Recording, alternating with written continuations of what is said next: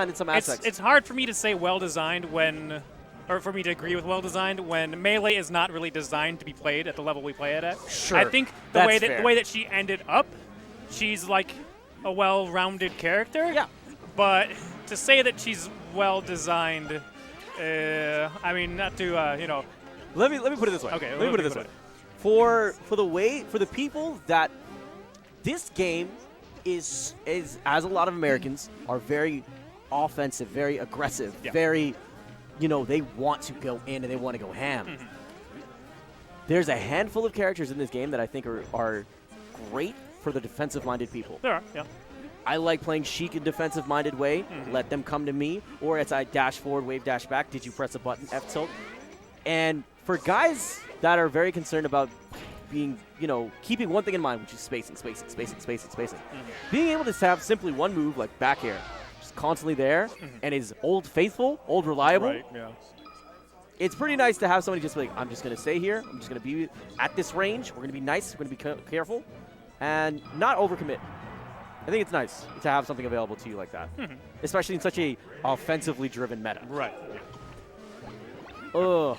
Okay, but speaking of odd character selection. Yeah, so we saw B-Boy Anakin here. I don't remember if it was last week or the week before, but he is I guess a regular at this point. I do remember seeing him a couple of times. So he is sticking to Link. I think we've casted a few of his matches. Yeah, Link and then he Fox game too previously. Yes. So he does have that Fox in the bag. I could see this being an interesting matchup, though. The fact that you have projectiles to kind of harass the Ice Climbers from a safe distance. I don't know how the matchup actually works in the grand scheme of things because who really does know? But yeah, I mean, I don't know. I can see it being decent. The thing is the difference between high tiers and low tiers is low tiers, they're good at doing one specific thing, one particular thing. Generally, yeah. Right? And then high tiers are good at doing multiple things, and there's a good chance that they can shut down that one thing that low tiers can do. Or they have a way to negate it. Right, yeah. And a lot of times low tiers, the one thing that they're good at is almost never defense. So as long as you just get in their face and start having your game plan go, like they have a hard time stopping it. So I guess the thing to keep in mind is look out for the grabs here. Ooh, okay. Very nice up B. Ugh, that up B. I think we saw B-Boy Anakin also do some tricks. He had some parlor tricks where he would figure out ways to do up B and then drop down. Oh, yeah. So you can actually, if it's kind of similar to the stuff you see in like Brawl and PM, where if you run off of a ledge or a stage and do a special, you kind of get some slide. He's got that same thing with his up B, but he barely goes anywhere at all. So he'll spin just a little tiny bit and then fall immediately to a ledge. So if he does that at like the edge of the stage, which is more flashy than it is actually like efficient or effective because you don't get the strong hitbox of the up B whenever you do that. It's like a really weak multi-hit hitbox, but it's cute. It's kind of cool. It's fun seeing Link spin, and like people who haven't seen it before, will freak out. Oh my God, what's happening? Yeah, that's cute. Nothing's really happening. it's a parlor trick, as you said. It's smoke and mirrors. Just shield. I think there was a time historically where Link was top tier. Oh yeah, and then, like the first couple of years of the game, people thought he was one of the best characters in the game because Asin, basically, like Asin. Because people couldn't figure out how to punish up B. Up B, really good move. Projectiles are pretty good. Low commitment even whenever you're like at a low level of play. But yeah, once you get down to the nitty and gritty and like the pressure that high tier characters can put off and the damage potential, the punish game that they can put out is more than a character like Link can really combat. So, for some of those newer viewers out there, what's the glaring weakness that comes with a character like Link? Glaring weakness, two main things. One, he's slow. He's got a slow jump squat, 5 frames, which is like 2 frames faster than most characters in the game, well, like the faster characters in the game. His aerials all come out slow. His aerial speed, his aerial momentum, not good. His attacks are all slow, but especially, his recovery's not great either, but his out-of-shield game is really bad.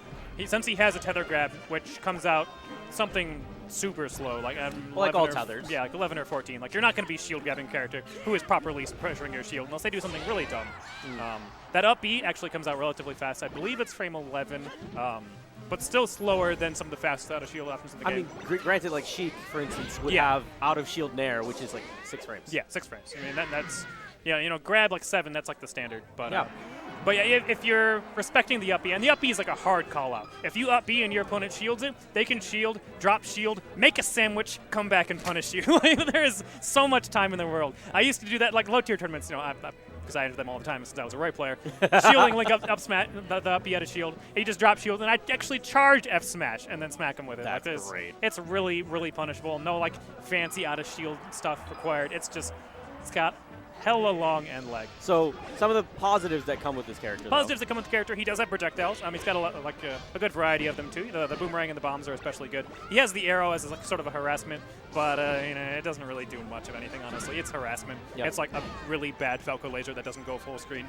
So with all the tools that it sounds like you've talked about, you need to be very conscious and very spacing oriented to play this character. Yeah. Because if they're at such a close range where, oh, I think I can pull bomb, and you're going to see Wobbles wave dash forward down smash and punish you for doing so, I mean, you're obviously going to be at a disadvantage here. So being ooh, wow. Oh, okay, that down smash is cutting right through the up B. That was really quick. Because the Icicles came out there and just said, you don't get the tether at all. And then I just follow with the down smash as your up B has to come out since that's the only option that you have for recovery now. Yep.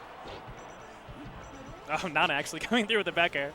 I really want a compilation of just Nana doing dumb stuff. And like stuff that she shouldn't do. Like that falling back air right there. Like, it sounds like a GR Smash video. That would be great. Oh, that would make awesome. me happy. Top 10 Nana save. Nana clutch moments. That's great. Oh no, B-Boy not spacing that up B correctly. Kind of a risky bomb pull too. You know, like that the double jump bomb pull. You know, a lot of people aren't really going to challenge it because they're not expecting Link to just double jump up within range and then do nothing and fall. But you can just like press a button and hit him. It actually leaves him pretty vulnerable. And then having to come over the up B again afterwards. I mean, it's Ooh. Anakin with the up B out of shield, taking Wobbles out. That's a stock down. Well, he's got a little bit of tech. Got that moonwalk. I see you, dude. Yep, Link does. The fun fact is there was a Link player who actually invented moonwalking. I can't remember his name off the top of my head, but he was a Link player in Crystal City here in Texas. I'm sorry. Did he just walk forward slowly and grab? What the? Did you see that? Like Nana like running the opposite direction and being tethered along with Wobbles the other way? That was hilarious looking. I love this character, dude. His character always entertains. Jab reset into a grab. God. There's the desync. Oh, he tried to guess. I think he overextended on the dash. Oh yeah, rolling surprise getting punished, but you notice he's poking with Nana. He's sending Nana out to dare. That's yep. There are all kinds of fun desync stuff you can do. But yeah, see those jabs actually just stuffing the startup of that up B. It's not particularly fast. And he also has it so that Nana's getting grabbed, which is interesting, considering that she's usually behind him. So he's probably spot dodging. That's probably what it was. He spot dodged, and then Nana got grabbed. And because Nana got grabbed, it's not him, so then he just jabs him. Missing the down air after the bomb. Not a good look for B-Boy. That was one of the few opportunities he might be getting. That back air is not going to be enough, but this edge guard is going to be plenty, especially since it didn't look like he had his double jump. Yeah. That was fun to watch. Yeah, Wobble is definitely putting on a little bit of a show there. A little bit of flash at the end. Flash, yeah. That was good. Some fun stuff. Some shenanigans. Making our jobs easier. I'm telling you, this character's wizardry.